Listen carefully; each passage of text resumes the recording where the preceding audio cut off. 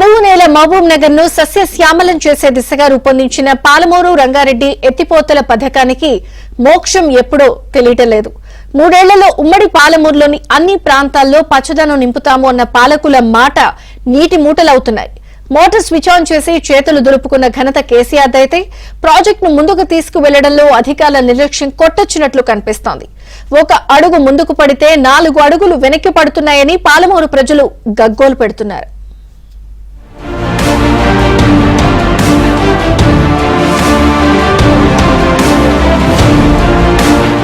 మహబూబ్ నగర్, రంగారెడ్డి, నల్గొండ జిల్లాల్లోని సుమారు 13 లక్షల ఎకరాలకు సాగునీరు, హైదరాబాద్ కు తాగునీటిని అందించేందుకు పాలమూరు రంగారెడ్డి ఎత్తిపోతల పథకంపై సందిగ్ధత కొనసాగుతోంది.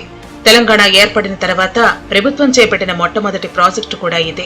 కృష్ణానదిపై శ్రీశైలం ప్రాజెక్టు బ్యాక్ వాటర్స్ లోని కొల్లాపూర్ మండలం నార్లాపూర్ వద్ద సముద్ర మట్టానికి 269 మీటర్ల ఎత్తు నుంచి నీటిని 60 రోజుల పాటు 79 టీఎంసీలు ఎత్తిపోయటానికి ఈ ప్రాజెక్టును రూపొందించారు. 31,500 కోట్ల రూపాయల అంచనా వ్యయంతో నిర్మించ తలపెట్టారు. 2014 జూన్ 11న అప్పటి సీఎం కేసీఆర్ భూత్పూర్ మండలం కర్వెన గ్రామం వద్ద ఈ ప్రాజెక్టుకు శంకుస్థాపన చేశారు. పుష్కర కాలం సమీపిస్తున్నా ఇప్పటికీ 50% పనులు కూడా పూర్తి కాలేదు.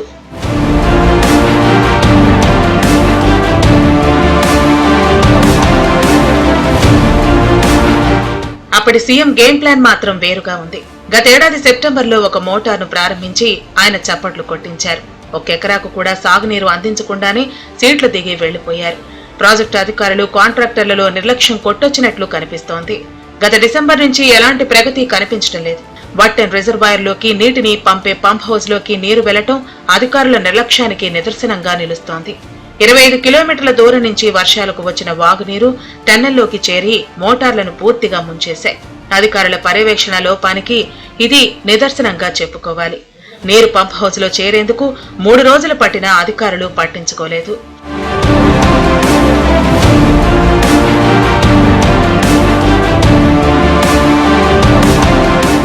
గత డిసెంబర్ నుంచి ఈ ప్రాజెక్టు పనులు పూర్తిగా నిలిచిపోయాయి. కేవలం మోటార్ల బిగింపు మాత్రమే జరుగుతోంది.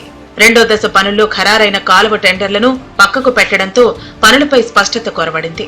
ఇటీవల మహబూబ్ నగర్ లో ముఖ్యమంత్రి రేవంత్ రెడ్డి నిర్వహించిన సమీక్షలో పథకం పనులు పూర్తి చేయాలని అధికారులను ఆదేశించారు. ప్రస్తుతం శ్రీశైలం జలాశయం నిండటంతో మోటార్లను ప్రారంభిస్తారని భావించారు. కానీ వట్టెం పంప్ హౌస్ లోని 5 మోటార్లు వరద నీటిలో మునగటంతో సందిగ్ధత ఏర్పడింది.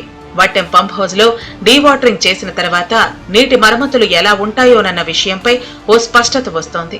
ఈ పరిస్థితికి ప్రధాన కారణం అధికారులు, గుత్తేదారులేనన్న విషయం పరిస్థితిని చూస్తే తెలుస్తుంది. పంప్ హౌస్ వద్దకు కనీసం మీడియాను కూడా అనుమతించడం లేదు. ప్రైవేట్ సెక్యూరిటీని పెట్టి లోపలికి వెళ్లకుండా అడ్డుకున్నారు. లోపలికి వెళితే నష్టంతో పాటు తీవ్రత తెలిసే అవకాశాలు ఉండటంతో మీడియాను అడ్డుకున్నట్లు తెలుస్తోంది. ఈ విషయంపై ప్రభుత్వం కూడా పూర్తి నివేదికను రూపొందిస్తోంది. అందులో భాగంగా మంత్రి జూపల్లి కృష్ణారావు పంప్ హౌస్ ను సందర్శించి జరిగిన నష్టం గురించి ఆరా తీశారు. పంప్ హౌస్ ను వీలైనంత త్వరగా పునరుద్ధరించాలని నీటిపారుదల శాఖ అధికారులను ఆదేశించారు. ప్రవాహం పూర్తిగా ఆగిన వెంటనే టన్నెళ్ల వద్ద మోటార్లు ఏర్పాటు చేసి సొరంగ మార్గంలో నిలిచిన నీటిని యుద్ధ ప్రాతిపదికన తోడివేయాలని ఆదేశించారు. నీట మునిగిన పంప్ హౌస్ మోటార్లను పునరుద్ధరించి యథాతథ స్థితికి తేవాలని మంత్రి జూపల్లి దిశానిర్దేశం చేశారు.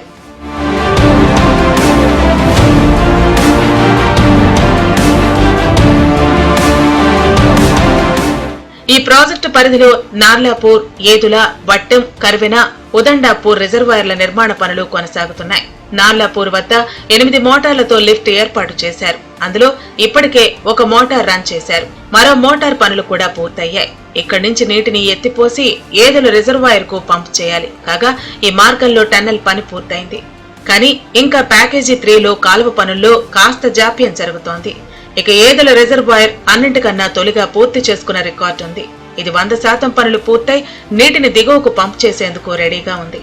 ఇందులో 5 పంపులు కూడా పూర్తి స్థాయిలో పనులు పూర్తయ్యాయి.